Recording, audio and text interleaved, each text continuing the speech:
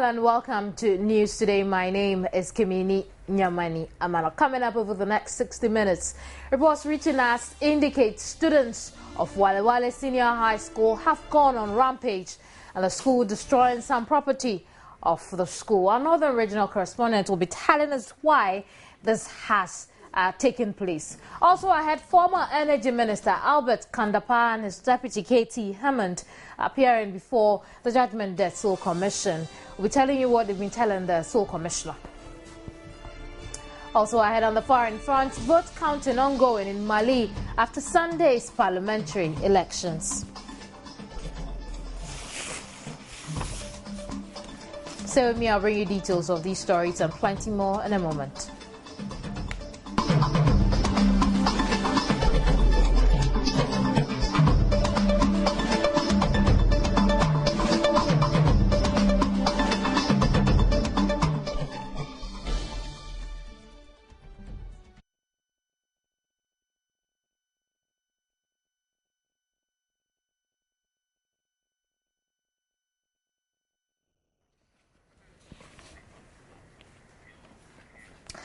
You're welcome to News Today. Now, former Energy Minister Albert Kandapa and his deputy KT Hammond appearing before the Judgment Day Sole Commissioner today over the sale of a drill ship in 2001. The Ghana National Petroleum Corporation's vessel Discoverer 511 was sold for $24 million, but the paper trail of the transaction has still not been traced.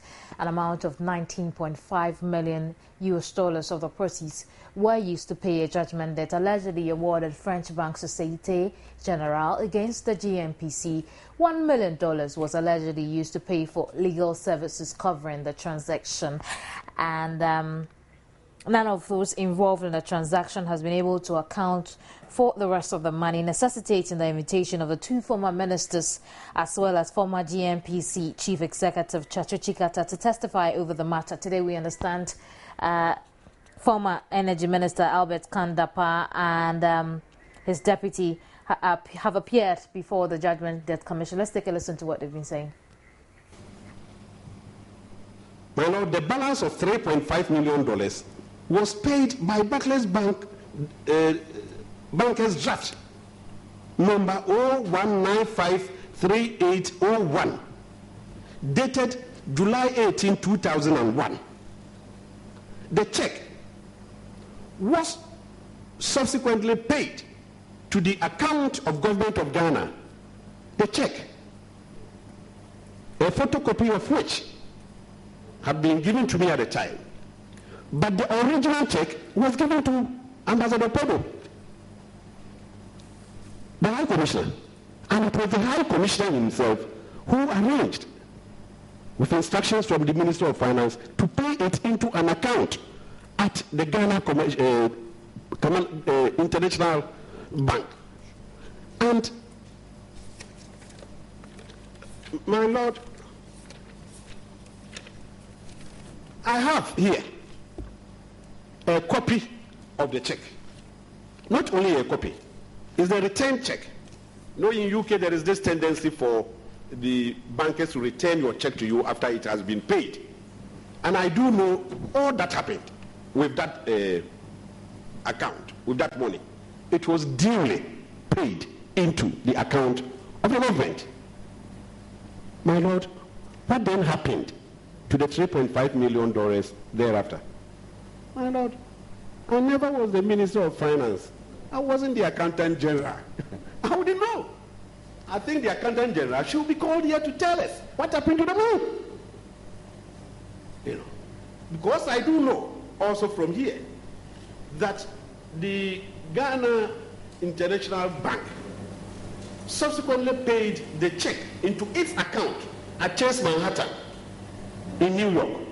All these things can be verified. But at least let Ghana be told that the $3.5 million was ultimately handed over to the acting High Commissioner, the check, and that it was duly paid into the account of government as indicated here, placed to the credit of payee's account. We'll bring you an update on this matter in subsequent bulletins. We'll move on to some other stories. And the Deputy Minister of Education in charge of pre-tertiary sector, Alex Treme, has re-echoed his ministry's resolve to deal with headmasters who disregard the directive to charge government-approved fees at the senior high school level. Alex Treme was handing over a new 3-unit classroom block to Appinkrom LA Primary School in the Tachima North District of the Bunahafo region. Appinkrom is an underdeveloped farming community in the Tachima North District of the Brongahafo region. Although the school runs only preschool and lower primary, infrastructure is a major challenge. This structure serves as a classroom block for the Appinkrom LA Primary School. Due to its dilapidated state, rainfall always disrupts studies. Alex Treme, Deputy Minister of Education, was in the community to hand over this 3-unit classroom block for the school. Government is trying to improve infrastructure in the schools so that we'll have place for our children to study. And if you look at the existing building over there, that was where they used to sit. And in times of rain, they have to close and go back to their various rooms. For that matter, we are replacing many of our schools on the trees and dilapidated buildings like this with facilities like this. This is the first measure. Alex Treme underscored that government's approved bill for boarding senior high students is 437 Ghana cedis, while day students are to pay 230 Ghana cedis only. A boarder should not pay 437 Ghana cedis, and a day students will also not pay 230 Ghana cedis. You all agree with me that they are not complying with this order. I'm using this medium to sound a word of caution to each and every one that a punitive action will be applied and will crack the whip this time. Some will have to be relieved of their positions and replaced with those who abide by the rules of the game, and so that we'll get a lot of people to access education in this country. Nesta Kafui Ajamas report for Joy News. Over 3,000 persons living at Lante, suburb of Drobo near Nsawam, risk being rendered homeless from Monday, November 25, as landowners in the Nsawam Adreju municipality have served notice to pull down their structures. This is to allow a private stone quarry to commence operations. So Joy News gathers its lease over the land has expired. Joining us over the telephone now is Secretary of the Landlords Association Lante branch, Israel Adelaita. He'll give us an update on this. Hello, Israel. Hello. Israel, what's happening now? We understand your structures are to be pulled down today. What's happening? That is official information from the assembly. But as we speak, we are gathered waiting for them. They have not shown up as we speak. The DCE for your area, Mark has told us that really you should disregard this eviction notice given you by this private firm that's supposed to use the area for stone quarrying purposes. What's your reaction to this from him? The eviction notice is not coming from the quarry company. It came from the assembly, and the MCE himself is well aware of the letter. And so when you call him in the media, he paints a different picture. What we expect him to do is to write another official letter withdrawing that eviction letter. Then the people in the area will be comfortable and know that everything is under control. And so now what? What are you doing about the situation now that you don't have that official letter you're expecting? We have also petitioned the MP this morning. Thankfully, he came to join us, Arnold Ompre.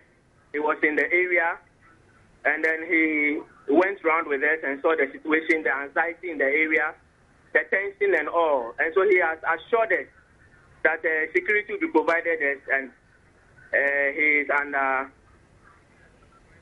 he's really working hard to ensure that nothing untoward happens to anybody. He has given us the assurance. Many thanks, Israel, for that update. Israel Adelaita, Secretary of the Landlords Association of Lante. You recall that over 3 persons living in the area are to be rendered homeless because the homeowners have been asked to pull down their structures. Move on to some other areas, and imagine sitting in the comfort of your home and, You sit in the comfort of your home, happily watching television with your family. In the next moment, you're being whisked off to the hospital, unsure whether your children are dead or alive. That is the story of Sister Ago when on 23rd August 2013, an unregistered vehicle owned by one Ransford Soa ran straight into her hall where she was with her 3 children at Tebibiano in Accra. On 23rd August 2013, an unregistered vehicle owned by one Ransford Soa ran straight into her hall where she was with her 3 children at Tebibiano in Accra. 11 o'clock, and I share telly. Yet, Mitihuana Miti say, Bibia Bobby boom. A boy, minti nearby a beam. Mesha na ye jan chain, ye frame, say, Mimbi, we no nancro forward, abontino mo cassa. Means to me, Hunia. Ba me trimu and me far down car no ba shed down and me far can in chain and me pay and I near omu buy no me say yes see e bi no far car ni top and omu the best seed denim and omu nyan kwara no ba ku wo bedroom na yet hall and ba ku wo bedroom and omu far ba ku nso wo it's a corridor kitchen side the hall and ye hu ba ku nso wo na small boy e kan yan hu no onu nso o si ohun so bia paja no nti onu nso ko kan panyin no hu e na ye yi omu nyina ba abonti nti ye ba ye no nso ye ntumi ye hu hwi e na ye hu tasibi na ye yi ye nyina hwem e na ye di ye ko lekma e di ye ko ye no ye si doctor ni ho e na ye ma ye first aid ye wo ye panye ye di drip sisi ye nsu e na Luckily, although they escaped with various degrees of injury, their lives were spared. One of her children was seriously injured with a broken pelvic girdle and will be operated on at a later date. In fact, when I got here, I was really surprised. As you can see, the car jumped the gutter, broke into this wall, went straight and destroyed. The whole house is just destroyed. And it's amazing because this is supposed to be the hall where the woman was here with her 3 children. And it's surprising that even though they were seriously injured, that they are all alive. Here there used to be furniture. As the woman is saying, she didn't even know where her children were. Because you can see the place is enclosed. But by the time she realized some of the children were scattered in the house, luckily they did not die. But even though they are well now, they don't have a place to sleep. It's their neighbors who are accommodating them.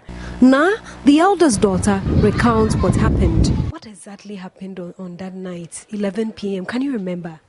If I can recall, when I was watching TV, and then all of a sudden, I couldn't hear anything. I couldn't see anything, but then I heard noises. And before I could realize, someone was just picking me up. So I saw that a car just bumped into our room. And that was the only thing I can recall because I think I fainted, so I couldn't recall anything. I had a problem with my ribs, and then my jaw was dislocated. So yes, please. But then this part, but then it has been put in place at the Kolebu Teaching Hospital. It was surprising that the car jammed this gutter, avoided the bathhouse and jammed straight into the living room. According to Sister Ago, the driver Randy Sowa only brought them a bag of rice, a gallon of oil and some provisions.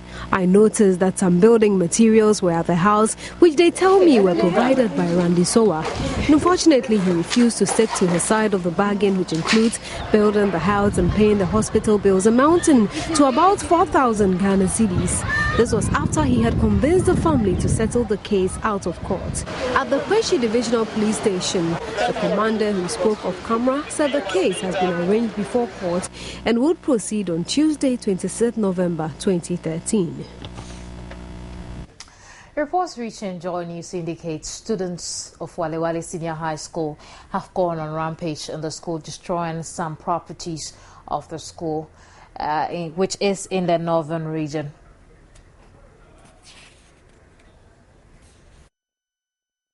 The demonstration started last night around 9 p.m. The students chased the headmaster out of campus. He passed the night in town. So the police service came this morning to arrest the students, and they chased them out of campus. So when after chasing the police people, they came straight to their house, set the house on fire, and destroyed his property. Over the telephone now is Mohammed Hashmin, Joy News' Northern Regional Correspondent. Hello, Mohammed. Yeah, hello. Why have the students decided to chase their headmaster and even the police out of the school? Well, at the moment, it is unclear because I've not been able to gather enough information from the students. Because when I arrived at the school, a lot of the students fled the school for fear that they will be arrested by the police after they had vandalized and set ablaze the headmaster's bungalow. Properties like the headmaster's TV set, chairs, refrigerators, foodstuffs, clothing have all been set ablaze. The school computer lab has also been vandalized, and the students have made away with several laptops belonging to the school. A police patrol vehicle that the police went with have also been set ablaze and vandalized. Another police officer who went to the campus with his own private vehicle had his windscreen smashed off, and they also ended up injuring several police officers in the process. Right now, though, the police have beefed up security. Police personnel from the Upper East and from the Northern region have all converged to the school. They have taken over the campus, and there's calm now. And the police have also mounted roadblocks at the main Walla Bolgatanga highway, searching for the students. And it appears anyone they see in a bag who looks like a student, they are arresting. They will arrest such a person. They have arrested several people in buses that I witnessed just a while ago. I get the impression that school activities have been brought to a halt. Perhaps all the students were involved. Is that it?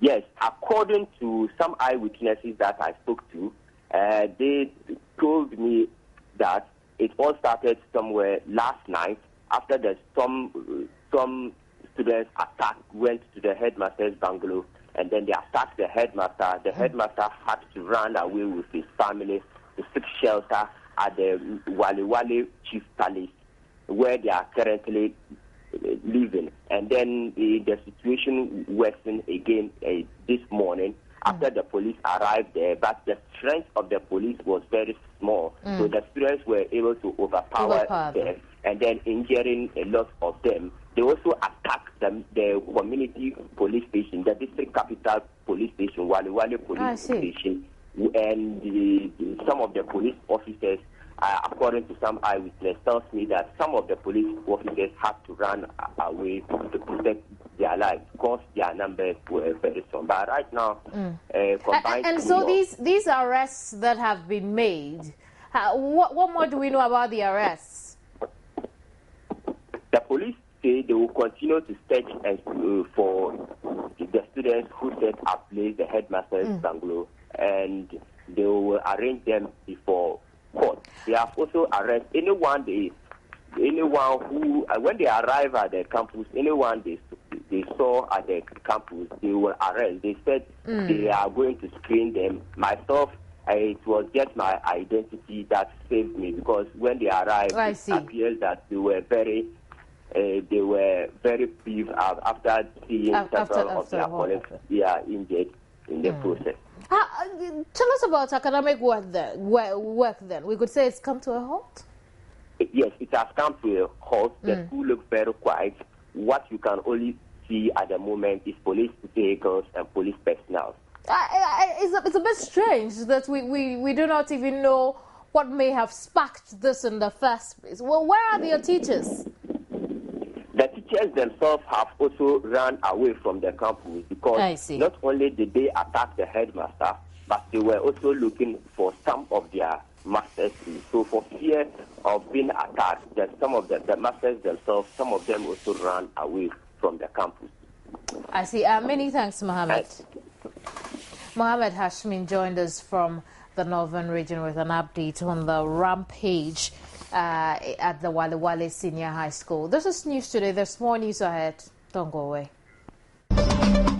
Thanks for staying on Joy News today.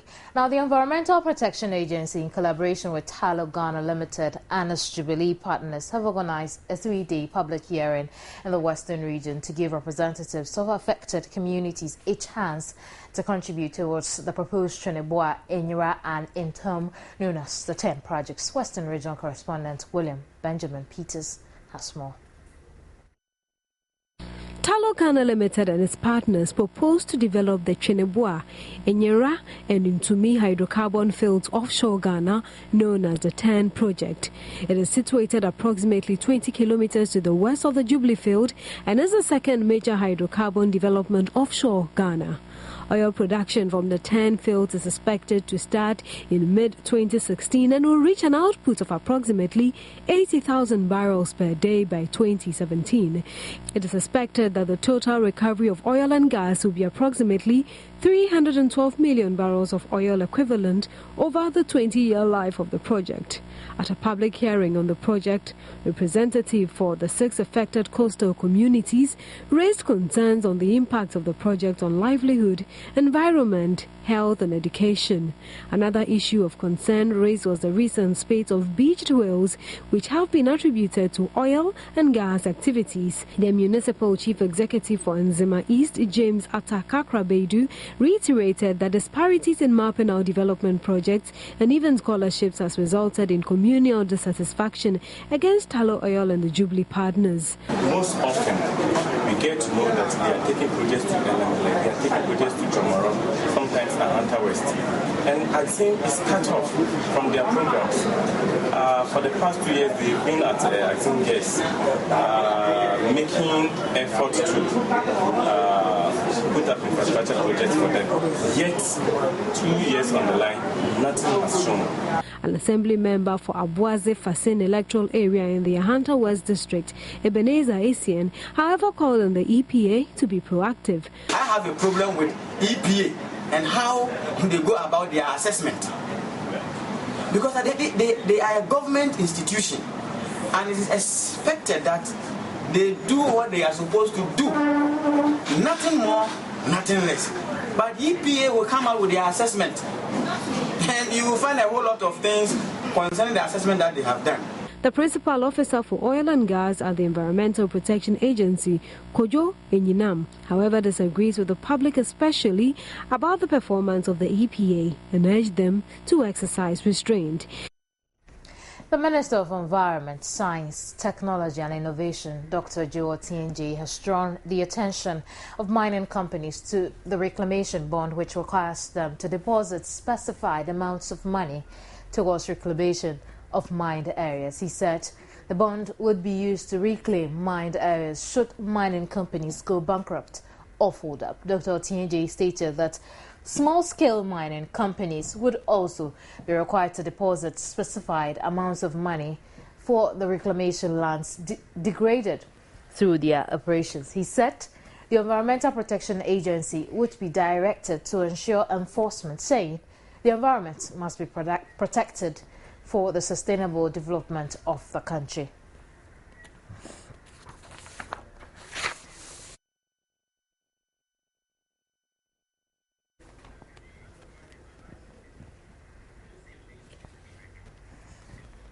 Joy News returns shortly.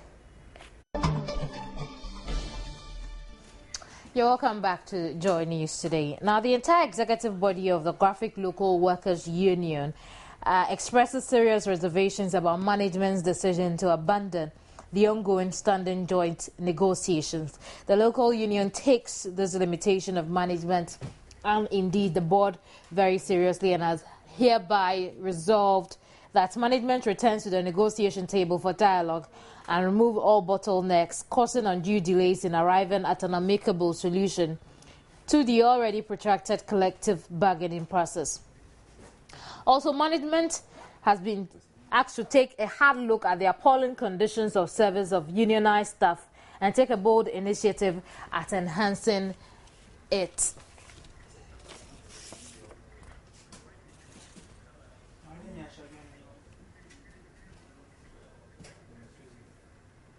with a condition of service, which includes our salaries. Okay? Another condition, like if you are transferring somebody, presently they intend transferring about 50 of my guys. And if somebody, you are sending the man to maybe Tamale Boga, and you say you cannot pay his accommodation for 150 Ghana cedis per month, and you are sending the person there, how would that person be able to get the room to work? Management make you to chop money, which we are aware. Advert, they were chopping advert money. Okay. Why? Why was that happening? We are not striking. We are only presenting our solution. We have come to work, and we are working, and we will continue to work. You're welcome. I'm just standing in for the managing director, and I've received the resolution from our local union. I want to believe that it is about the negotiations that is going on, and management has already issued a statement on the state of affairs, which union is aware of, and we want to believe that is why this resolution is coming to us. So, having received it, I'll just send it back to the managing director, and then maybe management, after looking at it, will respond to it. Move on to check on news elsewhere, starting from Mali, where election officials are counting votes after a parliamentary election that saw low turnout and some reports of irregularities. Sunday's vote is meant to be the last step in restoring democracy in Mali, where soldiers toppled the president last year. An Al-Qaeda-linked militant took control of the north. Abdel Fattah Musa, Director for External Relations for the Economic Community of West African States, says that while there were some irregularities, observers did not report major incidents. However, he also noted that the election was dampened by what he called an abysmal turnout. Officials said Tuareg separatists prevented voters from casting ballots in a few places, while armed men stole some ballot boxes near the northern town of Timbuktu. About 6.5 Malians were eligible to vote Sunday, with more than 1,000 candidates vying for 147 seats and the new National Assembly. Any races that are not decided in the initial round will go to a runoff to be held December 15.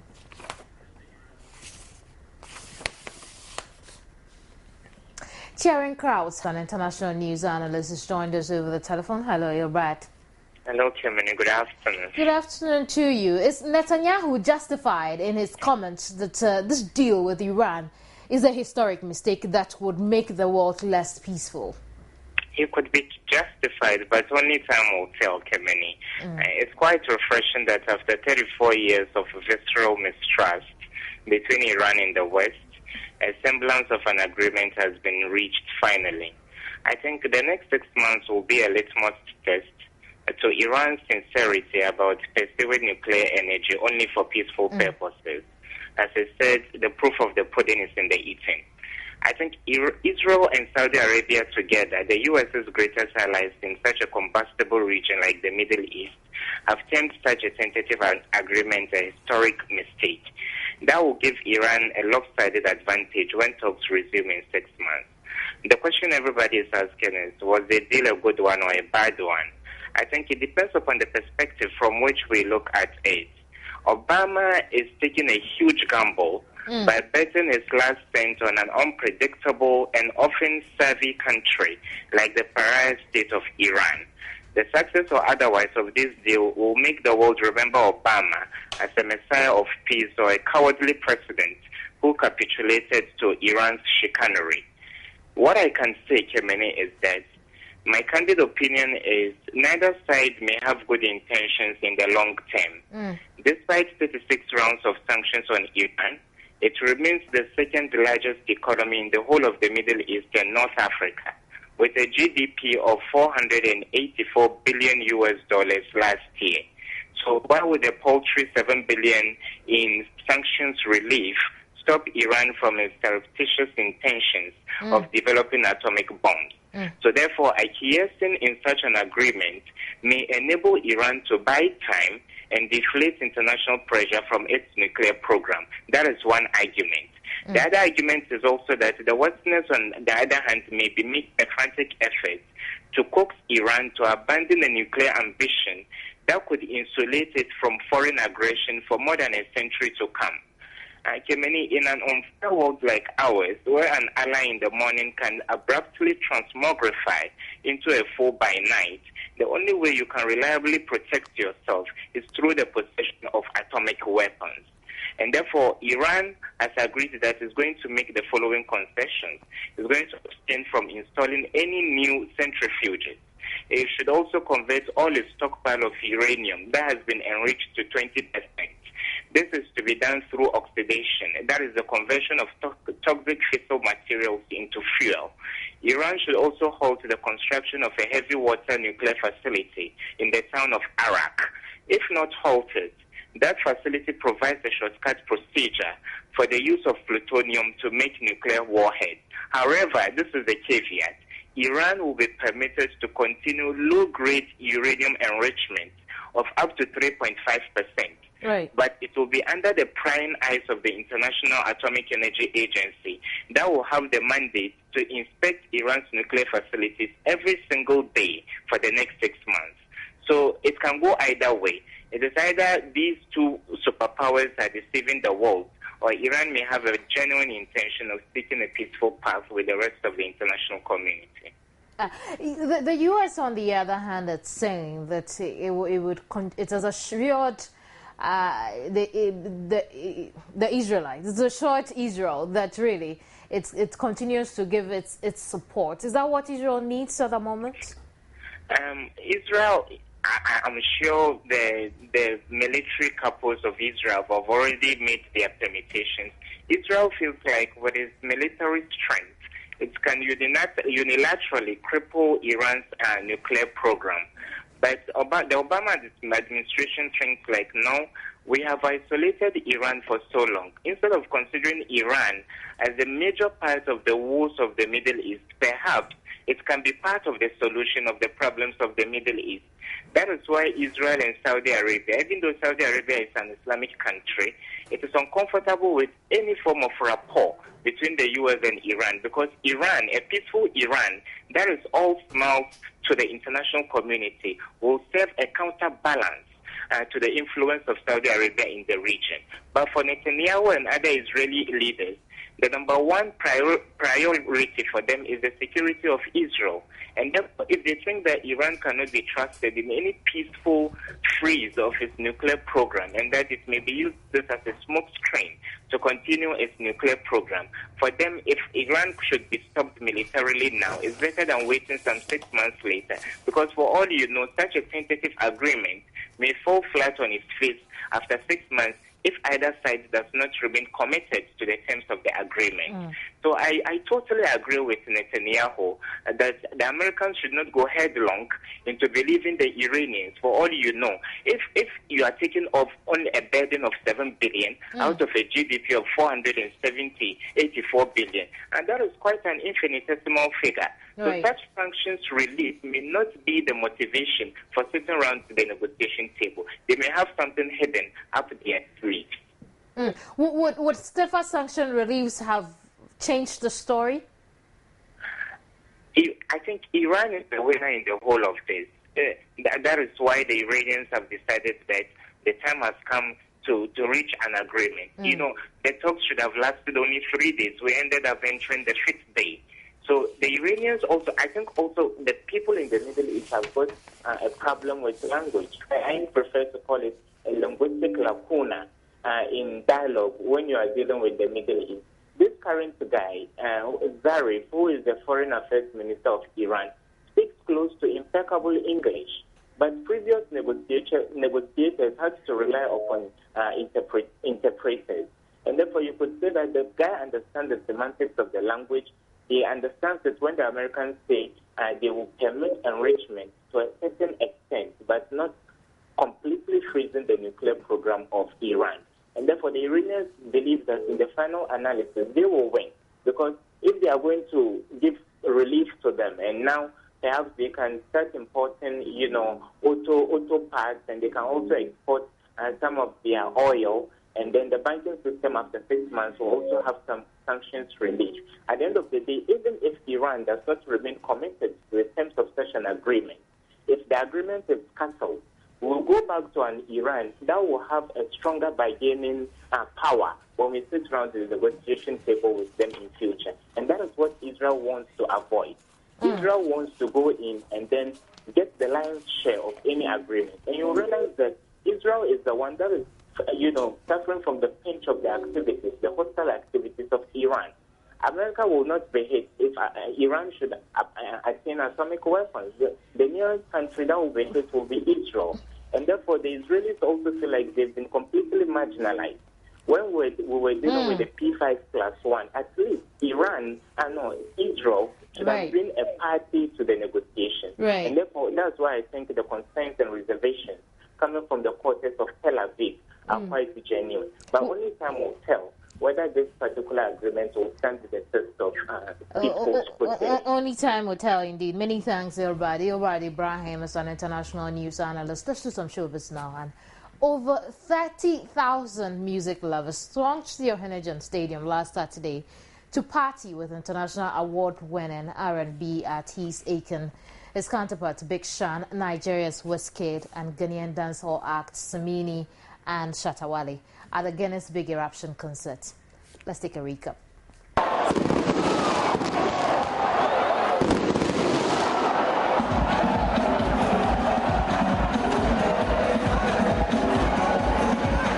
The Ohanajan Sports Stadium was the place to be for all music lovers.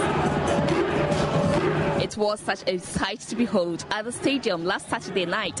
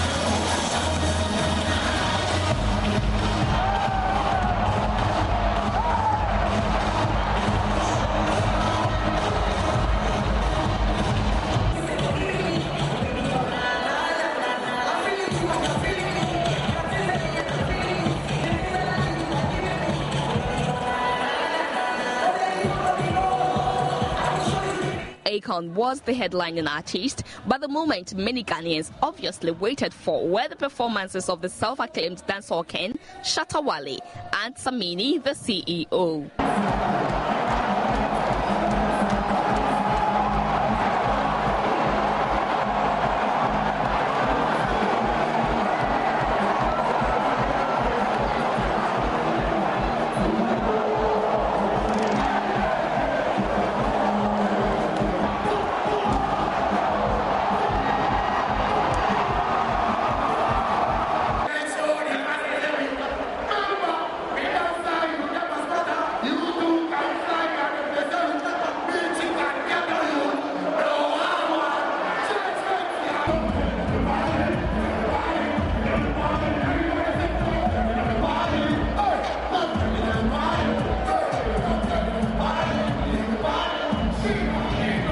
Usual, while some patrons had challenges with the show, others thought it was a fantastic event.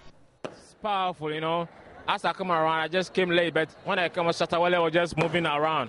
I said, yes, things were just power. It was electrifying. You saw Samini's show. You can see that he has a class. He has his seat already. Shatta was just moving around on stage. And it's an international show. You saw this is a big show and a big stage. So you don't have to mess around. You don't have to walk around. You understand? It's a mega show.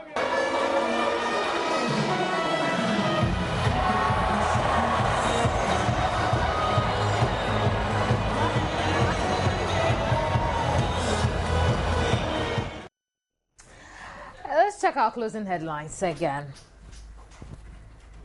Police mount search for students of Walla Senior High School who went on rampage, destroying some properties of the school.